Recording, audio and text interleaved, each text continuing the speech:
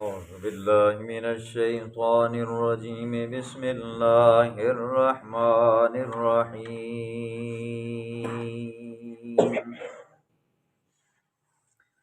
قاف والقرآن المجيد بل عجبوا أن جاءهم منذر منهم فقال الكافرون هذا شيء عجيب صدق اللہ العظیم۔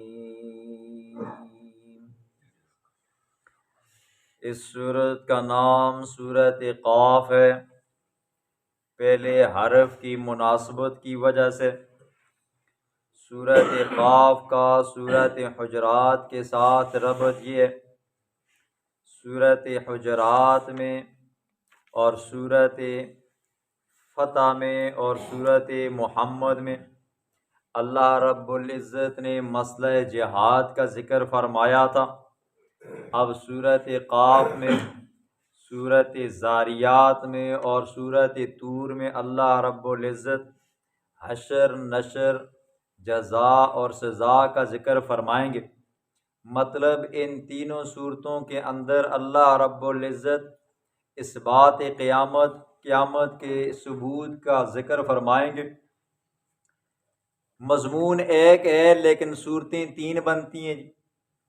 اس صورت کے اندر اللہ رب العزت حشر، نشر کا ذکر فرمائیں گے کہ تمہیں مرنے کے بعد دوبارہ اٹھایا جائے گا۔ سورت ذاریات کے اندر اللہ رب العزت جزا اور سزا کا ذکر فرمائیں گے، اور سورت طور کے اندر اللہ رب العزت سزا کا ذکر فرمائیں گے۔ خلاصے کے اندر ابتدا میں کفار کے لیے زجر ہے، سورت کے انتہا میں پیغمبر علیہ الصلاۃ والسلام کو تسلی ہے۔ درمیان میں دو دلیلیں ہیں، دونوں دلیلیں عقلی ہیں۔ پہلی دلیل عقلی جو ہوگی تفصیل کے ساتھ ہوگی، اور دوسری دلیل تھوڑی سی اختصار کے ساتھ ہوگی۔ باقی کچھ زجرات ہوں گی، کچھ بشارتیں ہوں گی، کچھ تخفیفات ہوں گے، کچھ گلے شکوے ہوں گے، اللہ ان کو بیان فرمائے گا۔ قاف حروف مقطعات، جمہور مفسرین فرماتے ہیں کہ ان کی حقیقی مراد اور حقیقی معنی اور مطلب اللہ ہی جانتا ہے۔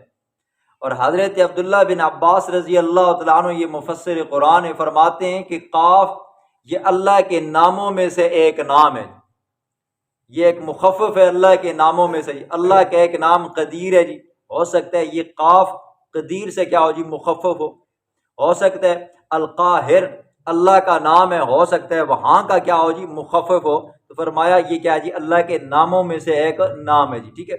ہر بندے نے اپنا ذوقی شوقی معنی کیا جی۔ آپ دیکھتے ہو نا جی، اکثر اوقات گاڑیوں پہ لکھا ہوتا ہے الف لام میم جی، بعض کہتے ہیں الف سے مراد اللہ، الف سے لام سے مراد کیا ہے جبریل ہے، میم سے مراد محمد ہے۔ بس یہ ذوقی شوقی معنی ہے، لیکن حقیقی معنی مطلب مفہوم صرف اللہ کی ذات جانتی ہے جی۔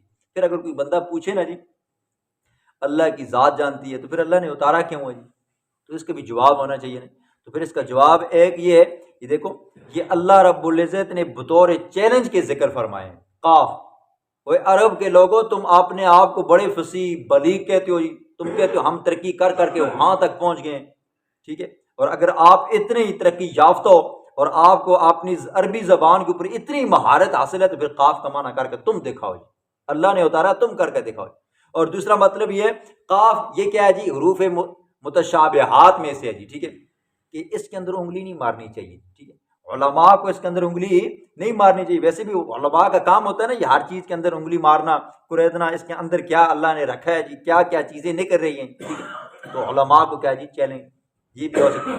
اور کیا ہے جی قاف حروف مقطعات ہے، جو جٹ جٹیٹ قسم کے بندے ہیں نا جی ان کو اللہ کہتا ہے کہ تم بھی تھوڑی بہت کوشش کرو، اگر اس کا معنی نہیں آتا تو باقی تو کیا ہے جی آسان ہے، ٹھیک ہے۔ قاف کا معنی اگر آپ کو نہیں آتا چلو ٹھیک ہے جی، باقی تو قرآن آسان ہے، اس کا ترجمہ تم پڑھ لیا کرو، یہ جواب بنتے ہیں۔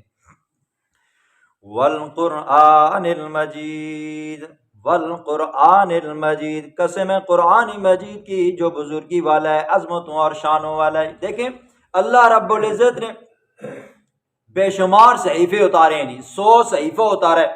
اسی طرح 3 بڑی مزید کتابیں اتاری ہیں، تورات ہے، زبور ہے، انجیل ہے۔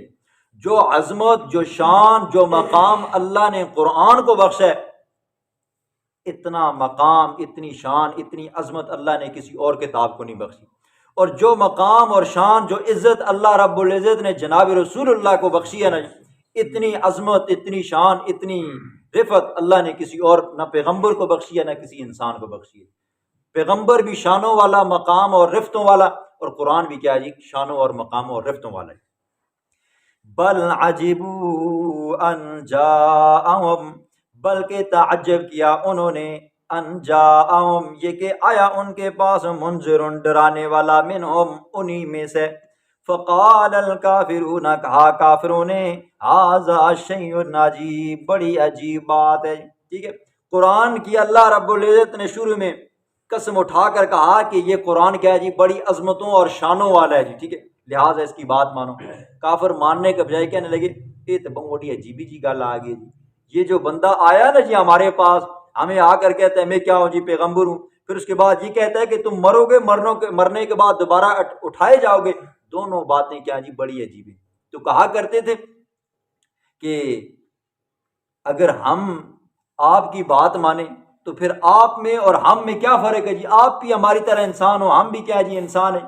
اگر اللہ نے پیغمبر ہی بنانا تھا تو کسی فرشتے کو بناتا نا جی، ٹھیک ہے، اور اگر اللہ نے پیغمبر ہی بنانا تھا تو لولا نزل ھذا القرآن علی رجل من القریتین عظیم، یہ 2 بستیاں ہیں جی، ایک بستی مکہ کی ہے اور ایک بستی جو کیا ہے جی، طائف کی ہے جی، جس کو آج کل جدہ کہتے ہیں۔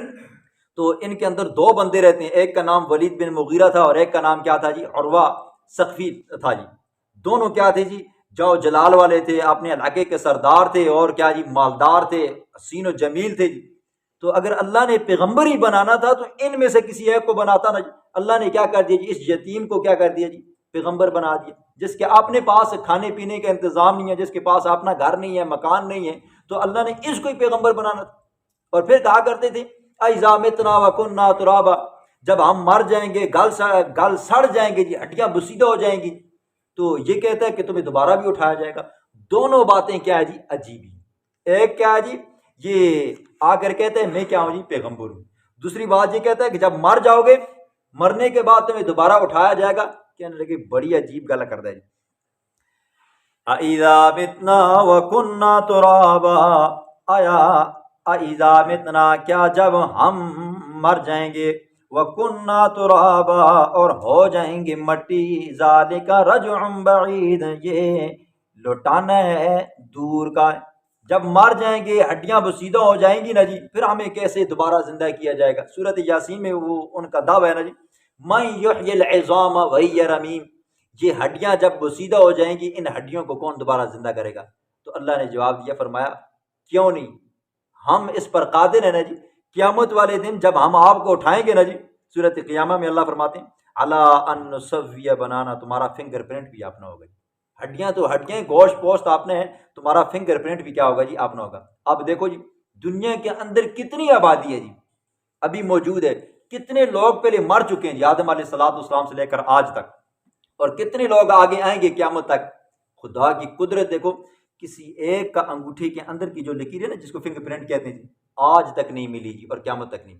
اللہ فرماتے ہیں قیامت والے دن جب میں تمہیں اٹھاؤں گا نا، تمہارا فنگر پرنٹ بھی اپنا ہوگا، ٹھیک ہے۔ ہاں، تم ہڈیوں کی بات کرتے ہو۔ بخاری اور مسلم کے اندر ایک روایت آتی ہے نا، بنی اسرائیل کے ایک آدمی کا ذکر حضور صلی اللہ علیہ وسلم نے فرمایا کہ ایک بندہ تھا، نباش تھا جی، کفن چور تھا جی۔ جب لوگ مردوں کو دفنا دیتے تھے نا، تو یہ بندہ جاتا تھا وہاں سے، پھر کیا کرتا تھا جی، کفن چورا کر لے آتا۔ بعد میں کیا ہو گیا جی، اپنے حساب کتاب سے وہ کاروباری بن گیا، بڑا اچھا خاصا ہو گیا جی۔ تو مرنے کے وقت جب بالکل قریب آیا، اس نے اپنے بیٹوں کو بلایا، بیٹوں کو کہا بتاؤ بیٹا میں کیسا باپ ہوں؟ تو بیٹوں نے کہا آپ تو بڑے اچھے باپ ہو جی، آپ نے ہمیں پالا پوسا، آپ نے ہماری ہر ضرورت کو پورا کیا جی، ہمارے اوپر کوئی مشکل نہیں آئی، اگر مشکل آتی تھی تو آپ حل کرتے وغیرہ وغیرہ جی، آپ نے باپ ہونے کا حق ادا کیے۔ تو کہا بیٹا پھر مجھ سے ایک وعدہ کرو، جب میں مر جاؤں گا نا تو پھر کیا کرنا جی، مجھے جلا کر کیا کرنا، میری راکھ کو جب ہوا آئے گی اس کے اندر اڑا دینا۔ بیٹوں سے وعدہ کیا۔ ابا جان یہ کیسے؟ کہا جی بس وعدہ ہو گیا، اب کیا۔ حسب وعدہ جب بندہ مرا، باپ مرا، تو انہوں نے جلایا، جلانے کے بعد جب ہوا آئی تو انہوں نے باپ کی ہوا راکھ کو کیا کر دیا، کچھ ہوا کے اندر اڑا دی اور کچھ سمندر کے اندر بہا دی۔ اللہ رب العزت نے ہوا کو حکم دیا کہ اس کے ذرات کو جمع کرو، سمندر کو حکم دیا اس کے ذرات کو جمع کرو، اللہ نے جمع کر کے بندہ کھڑا کر دیا۔ اللہ نے پوچھا بتاؤ میرے بندے تو نے ایسا کیوں کیا؟ کہا اے اللہ تو جانتا ہے میرے پلے ککھ نیکی نہیں تھی، کچھ بھی نہیں تھا، تو میں نے تیرے ڈر کی وجہ سے کیا کر دیا جی؟ فرمایا میرے اس بندے نے مجھ سے ڈر کی وجہ سے یہ عمل کیا۔ اللہ فرماتے ہیں جب ڈر بھی ہو نا جی، خوف خدا ہو، یقینی ہو، اللہ فرماتے ہیں میں نے تجھے کیا کر دیا جی، بخش دیا۔ اب جو لوگ کہتے ہیں نا جی کیسے اٹھایا جائے گا، ملحد قسم کے لوگ ہیں نا جی، یہ دیکھو جی ہندو ہیں، یہ کیا کرتے ہیں جی اپنے مردوں کو جلاتے ہیں، ٹھیک ہے، صرف یہی وجہ ہوتی ہے تاکہ ہمارا یہ جسم دوبارہ نہ آئے، یا یہ کہ کہتے ہیں دوسرا جنم آئے، تیسرا آئے، چوتھا آئے، وغیرہ وغیرہ، ان کا یہ نظریہ بنا ہوا ہے۔ اللہ قیامت والے دن ان کو کیا کرے گا جی، اکٹھا کرے گا اور اٹھائے گا۔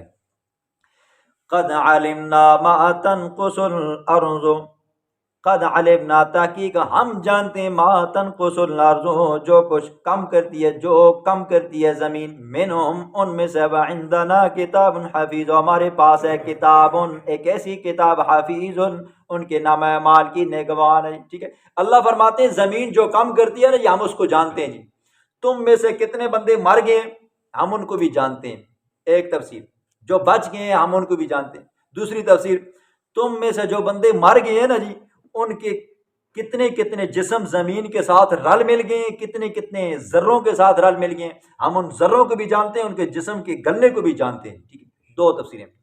وعندنا کتاب حفیظ اور ہمارے پاس ہے کتاب لوح محفوظ ہے، ٹھیک ہے۔ لوح محفوظ اللہ رب العزت کے علم کے کروڑوں حصوں میں سے ایک حصہ ہے، کروڑ حصوں میں سے ایک کروڑواں حصہ ہے، یوں سمجھیں۔ کیوں؟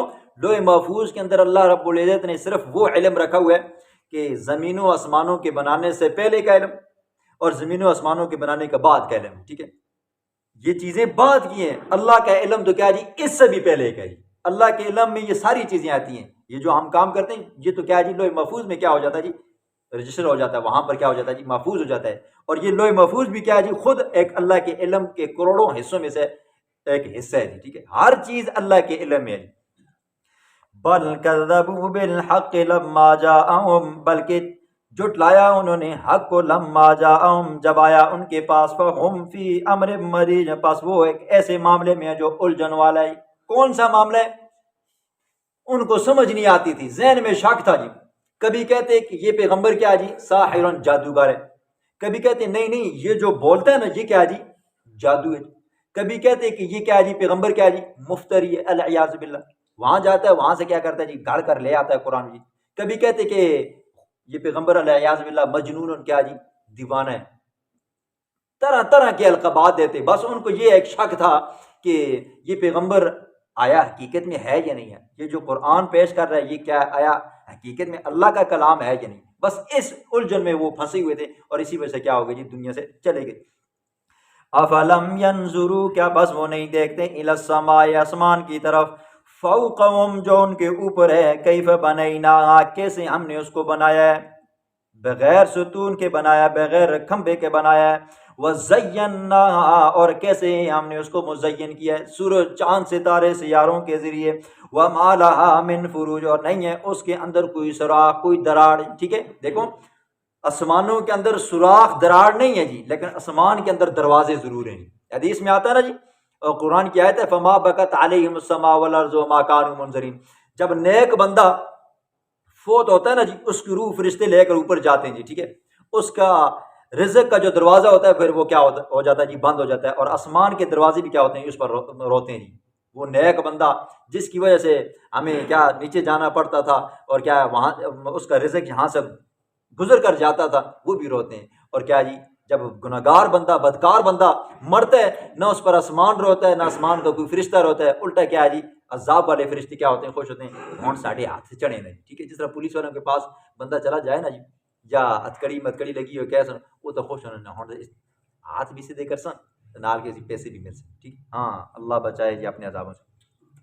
وما لها من فروج والارض مددناہا، اور زمین مددناہا ہم نے پھیلایا اس کو، والقینا اور ہم نے رکھے فیہا اس زمین کے اندر رواسیا مضبوط پہاڑ تاکہ یہ زمین ہلے نہیں، وانبتنا فیہا اور ہم نے اگایا اس کے اندر من کل زوج ہر قسم کا جوڑا بہیج بارون۔ اللہ فرماتے ہیں آسمانوں کو ہم نے بنایا، آسمانوں کے اندر ہم نے کیا کیا جی، پھر اس کو مزین کیا، اور نمبر دو پھر زمین کو بنایا، زمین کے اندر ہم نے کیا کیا یہ طرح طرح کے اناج اگائے۔ دیکھو حضرت شیخ القرآن مولانا غلام اللہ خان نور اللہ مرقدہ فرمایا کرتے تھے نا، اگر اللہ رب العزت قرآن نہ بھی اتارتا، پیغمبر نہ بھی بھیجتا نا، تو قیامت والے دن اللہ رب العزت صرف اتنا ہی پوچھتا کہ وہ میرے بندے، یہ جو زمین میں نے بنائی تھی، یہ آسمان جو میں نے بنایا تھا، کیا تو نے اس کو دیکھ کر میری وحدانیت کا اقرار نہیں کیا؟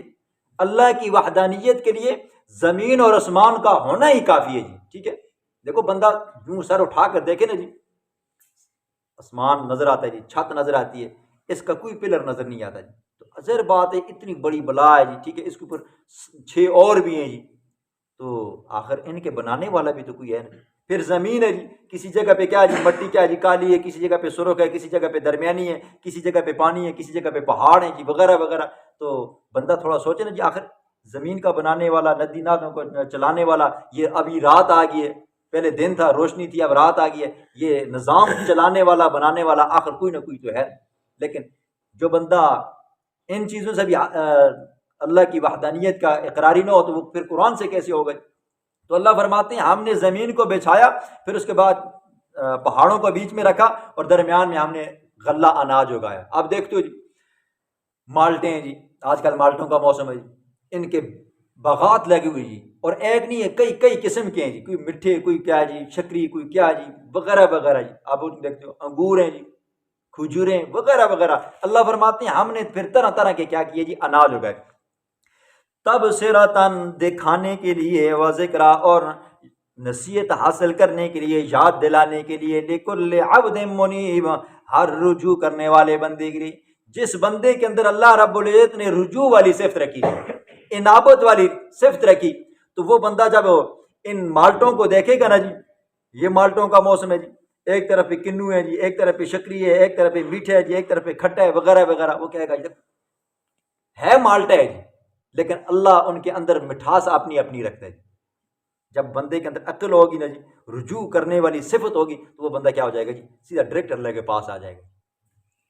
وَنَزَّلْنَا مِنَ السَّمَاءِ اور اتارا ہم نے آسمان سے، ماءً پانی، مبارکاً نفع والا، فَأَنبَتْنَا پس ہم نے اگایا اس پانی کے ذریعے، جنات کئی سارے باغات، وحب الحصید اور دانے کھیتی، کٹی ہوئی کھیتی کے۔ ہم دانا زمین کے اندر ڈالتے ہیں جی، پھر وہ دانا زمین کے اندر سے اگتا ہے جی، اوپر آتا ہے، پھر اس کی ٹہنیاں لگتی ہیں، خوشے لگتے ہیں، پھر کیا ہو جاتے ہیں جی، آخر میں دانے لگ کر آ جاتے ہیں جی، پھر کٹائی کرتے ہیں تو پھر کیا ہوتے ہیں، ہمیں دانے حاصل ہوتے ہیں۔ اللہ فرماتے ہیں اس پانی کے ذریعے ہم بنجر زمین کو، غیر آباد زمین کو، جس کے اندر کیا جی کانٹے اگتے تھے، ہم نے پانی برسایا، وہ زمین کیا ہوگی جی، کاشتکاری کے قابو رہی، پھر اس سے ہم نے غلے کو نکالا، پھر وہ غلہ کیا ہوا، تیار ہو کر تمہارے سامنے آ گئے۔ وَالنَّخْلَ بَاسِقَاتٍ اور کھجوریں، باسقات لمبی لمبی، ٹھیک ہے۔ جو لوگ سعودی عرب میں رہ کر آئے ہیں یا سعودی عرب میں کھجوریں کھائی نا جی، طرح طرح کی کھجوریں، ہم نے تو چند لمحات گزارے ہیں نا جی۔ تو ایک ایسی کھجور بھی دیکھی جو ہمارے ہاں بچے نہیں کھاتے، پتیسی جی، پتیسی کی طرح جی، بیچ میں کیا جی گٹھلی ہے ہی نہیں ہے جی، کچھ لمبی لمبی ہیں، کچھ ایسی ہیں جن کے اندر بادام بھی آ گئے جی، اللہ معاف فرمائے۔ لہا طلع نضید ان کے خوشیں ہیں، طیبات ہے جی، طیبت رزقا للعباد رزق ہے بندوں کے لیے، وَأَحْيَيْنَا بِهِ اور ہم نے زندہ کیا اس پانی کے ذریعے، بلدتاً میتا بنجر مردہ شہروں کو جی۔ اللہ بارش برساتا ہے تو ویران جگہ بھی کیا ہو جاتی ہیں جی، آباد ہو جاتی ہیں۔ کذالک الخروج اسی طرح نکالا جائے گا، یہ سورت کا دعویٰ ہے جی۔ اس سورت کے اندر کیا فرمائیں گے اللہ کہ مرنے کے بعد تمہیں دوبارہ اٹھایا جائے گا انسان، جس طرح مردہ زمین کو، بنجر زمین کو ہم آباد کرنے پر قادر ہیں جی، بنجر زمین سے اناج نکالنے پر قادر ہیں، بنجر زمین سے ہم باغات نکالنے پر قادر ہیں، تو اسی طرح اے انسان جب تو مر جائے گا تو تجھے دوبارہ اٹھانے پر بھی ہم کیا ہے جی قادر ہیں۔